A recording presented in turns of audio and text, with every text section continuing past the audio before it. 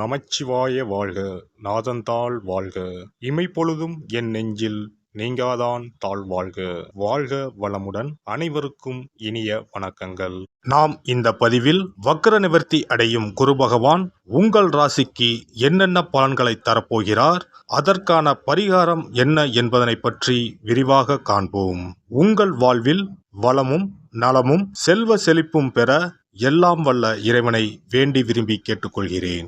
குரு பகவான் மகிழ்ச்சி, செல்வம், பெருமை மற்றும் செழுமையின் கிரகமாக விளங்குகிறார். ஒருவர் மீது குரு பார்வை பட்டுவிட்டால் அவர் வாழ்வில் பலவித உச்சங்களை தொடுவார். குரு பகவான் தற்போது வக்ர நிலையில் உள்ளார். அவர் டிசம்பர் 31ஆம் தேதி வக்ர நிவர்த்தி அடைய உள்ளார். அனைத்து ராசிகளுக்கும் மங்களகரமான வரங்களை அள்ளி கொடுப்பவர் குரு பகவான். வாழ்வில் முன்னேற்றம், பலவிதமான நன்மைகள் பெறுவதற்கு குருவின் ஆசி மிக அவசியமாகும்.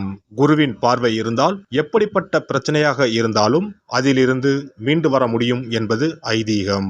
குரு பகவான் ஒரு ராசியில் உச்சம் பெற்றால் செல்வ செழிப்பு, பணம், குழந்தை பாக்கியம், திருமண பாக்கியம் உள்ளிட்டவைகள் கிடைக்கும். நவ கிரகங்களில் இடமாற்றம் மிகவும் முக்கியமானதாக கருதப்படுகிறது. ஒருவர் பிறக்கும் போது நவ கிரகங்கள் எந்தெந்த நிலையில் இருக்கின்றார்களோ அதனை பொறுத்தே அவர்களது ஜாதகம் அமைக்கப்படும். அந்த வகையில் தற்போது மேசராசியில் பயணம் செய்து வரும் குரு பகவான் வரும் டிசம்பர் 31ஆம் தேதி வக்ர நிவர்த்தி அடைகிறார். இதன் காரணமாக வரும் 2024ஆம் ஆண்டு 12 ராசிகளுக்கும் குரு பகவானின் தாக்கம் ஏற்படுகிறது. ஒரு சில ராசிகள் சிறப்பான பலன்களை பெறப்போகின்றனர். அது எந்தெந்த ராசிகள் என்பது குறித்து தெரிந்து கொள்வோம். மீனராசி அன்பர்களே, உங்கள் ராசியில் குரு பகவான் 2ஆம் வீட்டில் சஞ்சாரம் செய்து வருகிறார். வரக்கூடிய புத்தாண்டில் 3ஆம் வீட்டில் சஞ்சாரம் செய்ய உள்ளார். இந்த இடமாற்றம் உங்களுக்கு நல்ல பலன்களை பெற்றுத்தரும். வெளிநாடு செல்வதற்கான வாய்ப்புகள் அதிகம் உண்டாகும். நல்ல வாய்ப்புகள் உங்களுக்கு கிடைக்கும். குரு பகவானின் பார்வை இருப்பதால் பண வரவிற்கு எந்த குறையும் இருக்காது.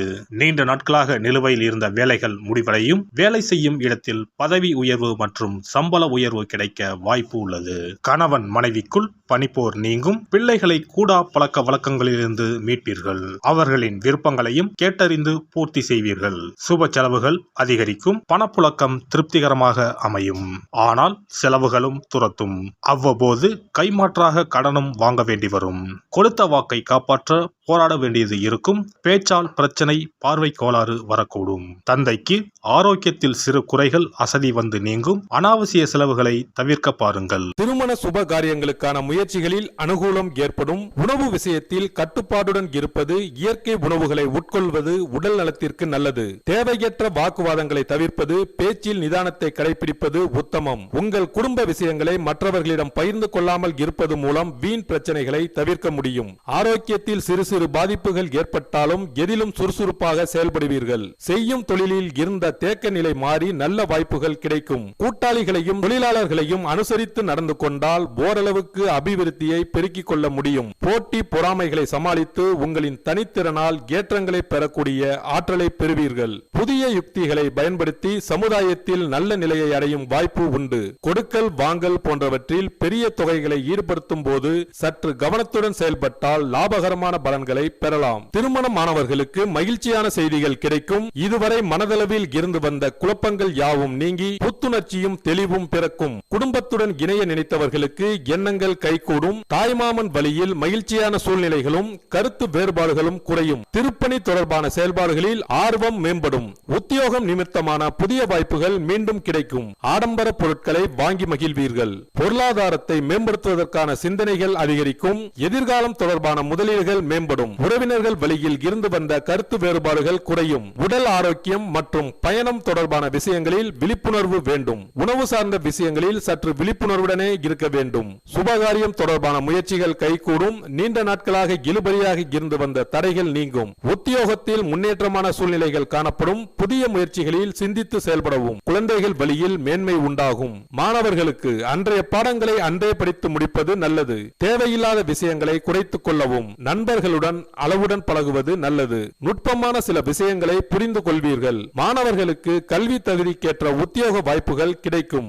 உத்தியோகஸ்தர்களுக்கு உத்தியோக பணிகளில் வெளியூர் மற்றும் மற்றும் வெளிநாடு தொடர்பான வேலைவாய்ப்புகள் சாதகமாக அமையும். பணிபுரியும் இடத்தில் ஊதிய உயர்வுகளும் பொறுப்புகளும் அதிகரிக்கும். வியாபாரிகளுக்கு பாகப்பிரிவினை தொடர்பான முயற்சிகளில் எதிர்பார்ப்புகள் நிறைவேறும். கூட்டு வியாபாரத்தில் லாபம் அதிகரிக்கும். வியாபார பணிகளில் எதிர்பார்த்த உதவி கிடைக்கும். ஏற்றுமதி இறக்குமதி சார்ந்த விஷயங்களில் ஆதாயம் அடைவீர்கள். அழகு சாதன பொருட்கள் தொடர்பான துறைகளில் முன்னேற்றம் உண்டாகும். விவசாயிகளுக்கு விவசாயம் சார்ந்த துறைகளில் அலைச்சல்கள் அதிகரிக்கும். பாசன வசதி தொடர்பான பிரச்சனைகள் படிப்படியாக குறையும். அரசு தொடர்பான கடன் சார்ந்த உதவிகள் கிடைக்கப் பெறுவீர்கள். அரசியல்வாதிகளுக்கு பெரிய மனிதர்களின் நட்பு கிடைக்கப் பெறுவீர்கள். பொது வாழ்வில் இருப்பவர்களுக்கு மதிப்பு மேம்படும். உங்களின் மீதான நம்பிக்கை அதிகரிக்கும். மாவட்டம் தொடர்பான செயல்பாடுகளில் புதிய வாய்ப்புகள் ஏற்படும். கலைஞர்களுக்கு கலை சார்ந்த துறைகளில் அனுகூலமான சூழ்நிலைகள் காணப்படும். உயர்மட்ட மக்களிடத்தில் பிரபலம் அடைவீர்கள்.